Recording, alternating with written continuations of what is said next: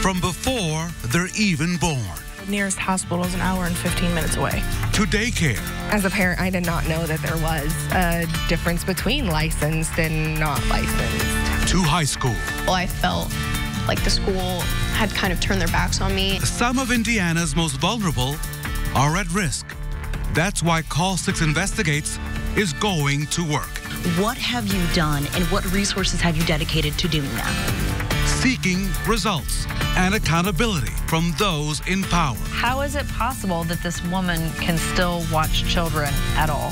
And pushing for solutions to keep Indiana's children safe, defending those who can't defend themselves.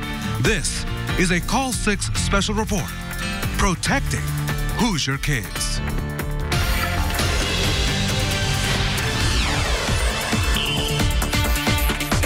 Thanks for joining us. I'm Call 6 Chief Investigator Rafael Sanchez at the Indiana State House, where every year lawmakers introduce dozens of bills meant to keep Indiana families safe, including children.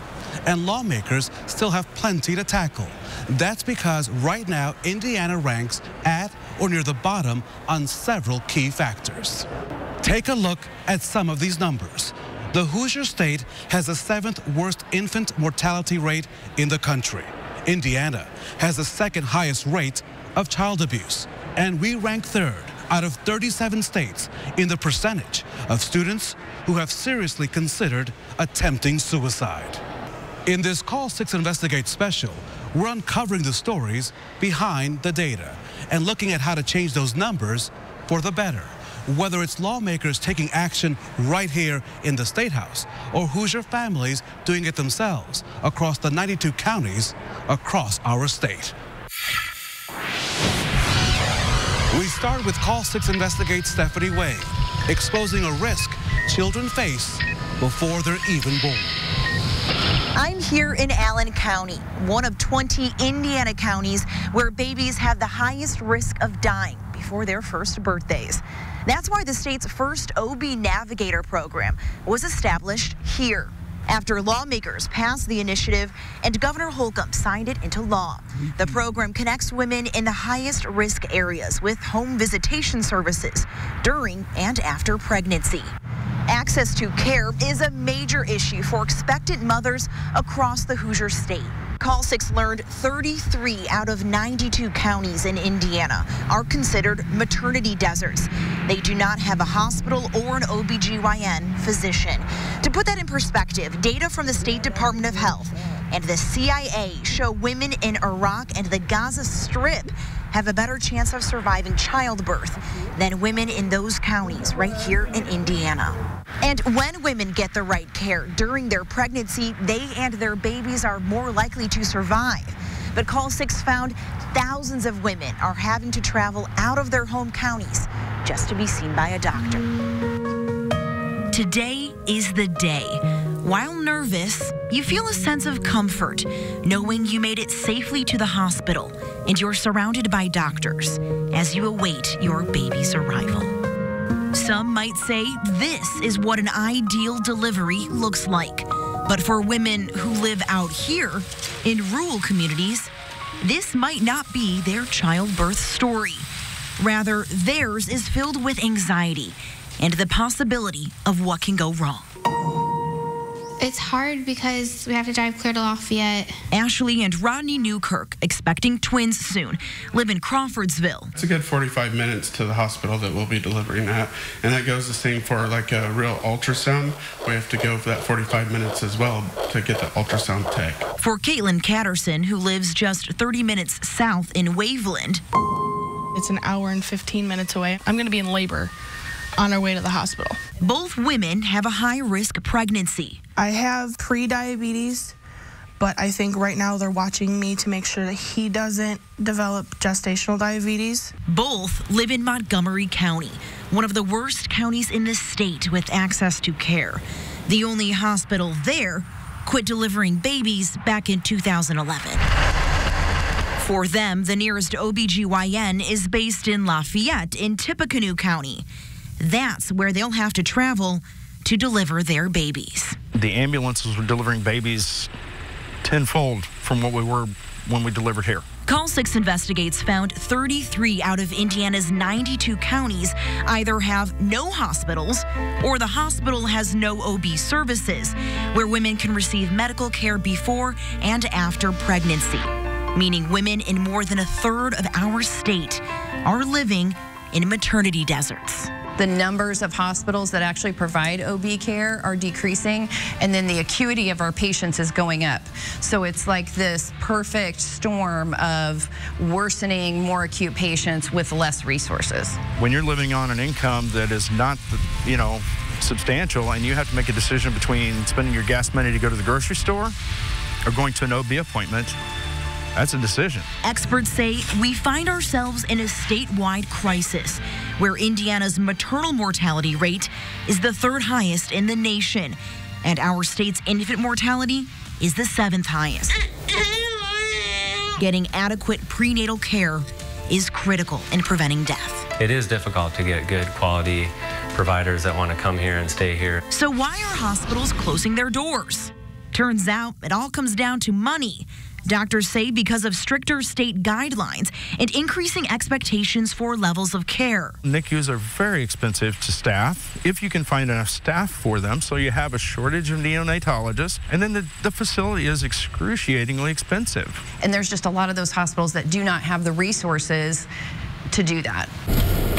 People are coming up with their own solutions, though. Community paramedic Darren Foreman has decided if women can't get the care they need, he's going to bring it to them. Tell me we can buy some prettier weather. Darren leads Project Swaddle in Crawfordsville, where every week he drives 2 patients in rural areas and sees them at their home at no cost to the families. Any problems? And it's not just Darren. Franciscan health nurses based in Indianapolis have created their own training program for when things go wrong and you're an hour away from the nearest hospital. Training paramedics in rural communities using a breathing, high-tech mannequin to simulate real-life emergencies they'd experience in transit. With a pregnant mom, she could deliver in the truck for them. She could have bleeding. I mean, there's just all kinds of stuff that they've got to be prepared to manage. Because to them, leaving a gaping hole in services for women across the state. This is not a problem that's going to go away. The Franciscan Health Paramedic Training Program and Project Swaddle are both funded through grants they obtained on their own, but now the state is putting $3.3 million into the OB Navigator program. The Allen County program just got off the ground in January, connecting pregnant women with home visitation services, like healthier moms and babies. The state really wants to try to figure out ways that we can get those moms who aren't connected. And even as a community, we still need to work on that as well. And Raphael, another issue putting Hoosier children at risk is the conditions some pregnant women face in the workplace. Stephanie, let me take you to the state Senate. There, Senator Ron Alting of Lafayette, he introduced a bill that would have required employers to provide reasonable accommodations for women who are pregnant. Examples include more frequent or longer breaks, a temporary transfer to a less strenuous or less hazardous position, and assistance with physical or manual labor. If those requirements were in place during Tawani McClellan's pregnancy, she says that could have prevented a heartbreaking loss. She tells Call 6, despite having a doctor's note saying she should be on light duty due to a high-risk pregnancy, her restaurant manager, where she worked, still required her to do strenuous work. Thinking to myself, why do I keep coming back? Why would I keep coming back?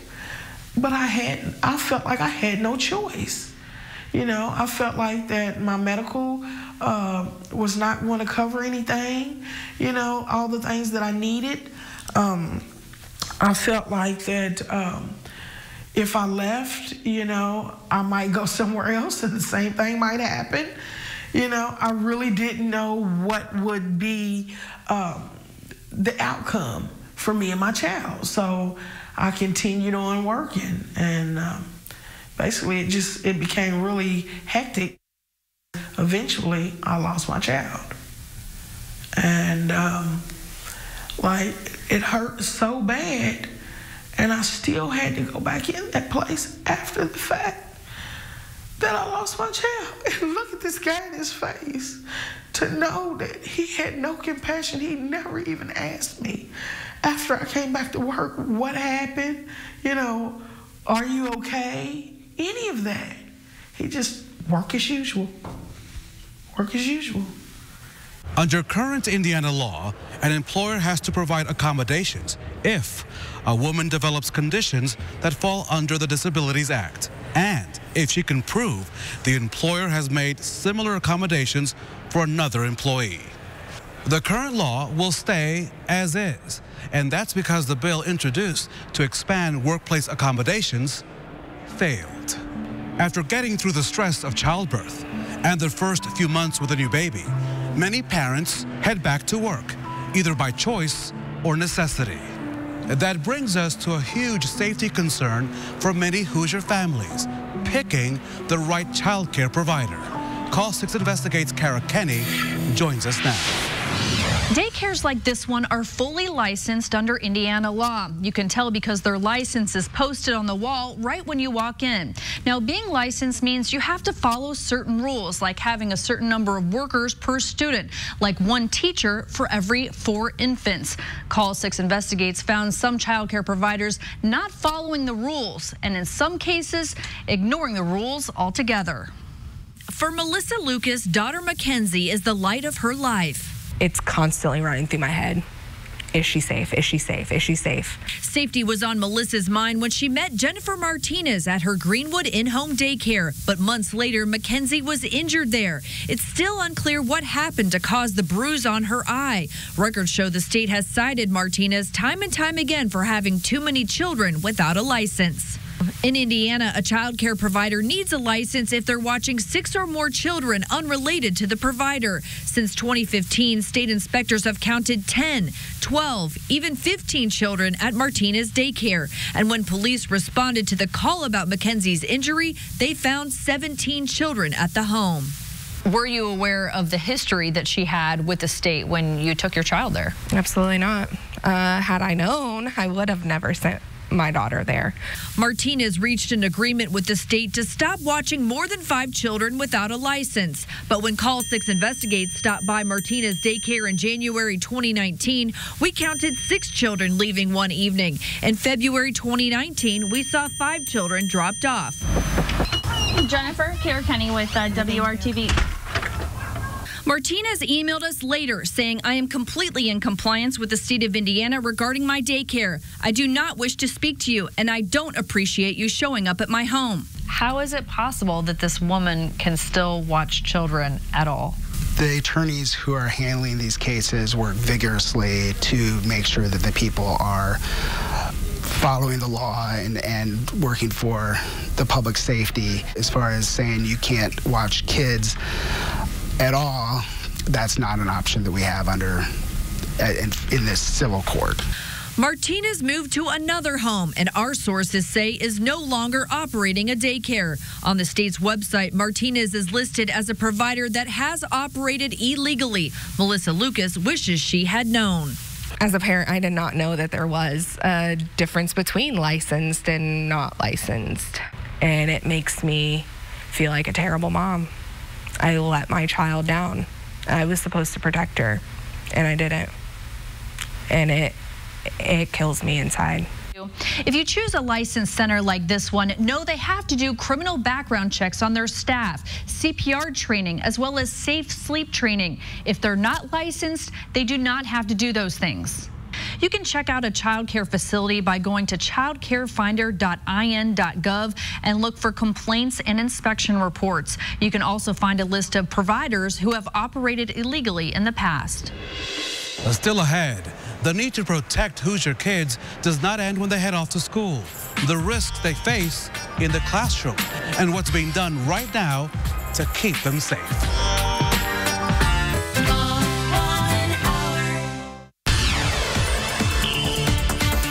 Security, lead testing, reckless driving around school buses. Some of the school safety concerns that lawmakers are addressing here at the State House. But there are many other issues. One big problem, bullying, and how to stop it. It's an issue Kara has been following for years. Bullying is no longer thought of as harmless teasing. It's been linked to poor classroom performance, depression, and even suicide. Representative Greg Porter is a leader in the State House when it comes to bullying reform. Prompted by our reporting, he passed a law in 2018 that allows the Department of Education to audit schools if parents suspect they're not reporting bullying accurately. That law also requires the State Department of Education to send out yearly reminders to schools about their duty to report bullying. Porter's latest effort is a push for charter schools and private schools to adopt anti-bullying policies if they accept funding or financial assistance from the state. Public schools are required to report bullying incidents to the State Department of Education, and many charter schools are reporting as well. But private schools are not sharing their bullying numbers.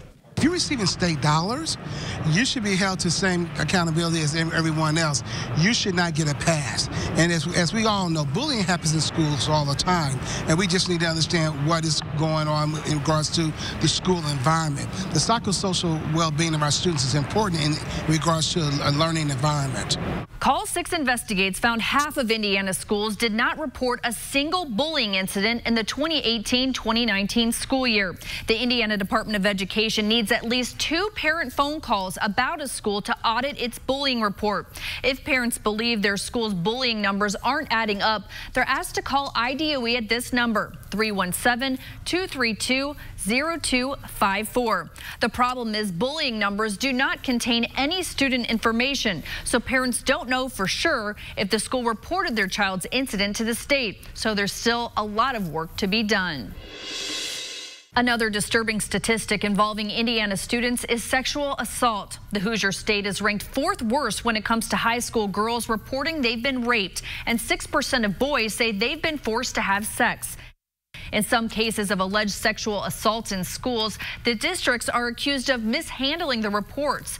Federal officials launched an investigation into Hamilton Southeastern schools after 2 families filed complaints in 2019. One of those families shared their concerns with Call 6.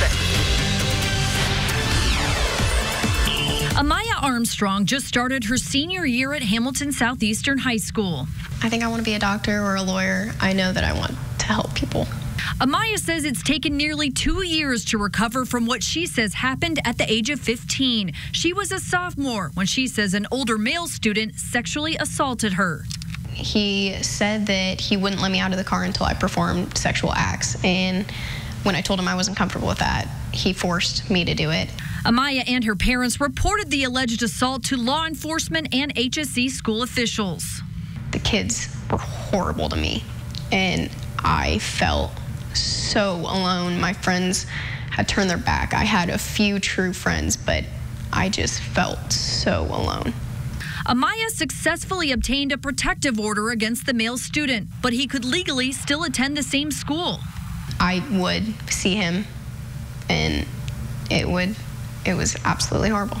I didn't feel safe. Amaya ended up leaving HSE High School her sophomore year. What do you think the school could have done better? I think they could have provided me with resources on how to cope, and instead I had to find that out by myself. There was nothing that they helped me do. Well, I felt like the school had kind of turned their backs on me. Title IX is a federal law that says a school has a responsibility to respond promptly and efficiently to sexual harassment allegations. In its findings just released to Amaya and her parents, the U.S. Department of Education says it had concerns HSE did not appropriately determine whether a hostile environment existed for Amaya following the alleged sexual assault. The feds also had concerns the district did not appropriately follow up on reports that additional students may have been sexually harassed by the same male student. They didn't talk to people like they could have. They didn't protect. They just didn't know what to do. As part of its agreement with the feds, HSE has started to implement several steps, including improving its Title IX training, improving its documentation procedure of sexual harassment complaints, and the district points out the federal investigation did not result in any violations. telling us as part of that process, we agreed to share information with the department for a limited period of time. While unrelated to the agreement with the department, we have proactively engaged in efforts to improve our non-discrimination and anti-harassment procedures and professional development opportunities for staff and students. We will continue to monitor and refine all of our practices to reflect our continuing commitment to educational community, equity, and respect. Do you feel like this was an adequate punishment or finding? No. I think a lot more should have been done. I think that the district should be held accountable more than that. 6 school districts in Indiana are currently under investigation by the Federal Office for Civil Rights for how they handled sexual misconduct allegations. As for Amaya Armstrong, she will soon be attending college and has already received more than $92,000 in scholarships. That family expressed a lot of frustration, and so did others. But there's also a lot of hope. Moving forward, Call 6 Investigates will continue to push for positive changes. World Championship. As Indiana's 2020 legislative session wraps up, many groups are thanking lawmakers for their efforts and for bringing special attention to their causes.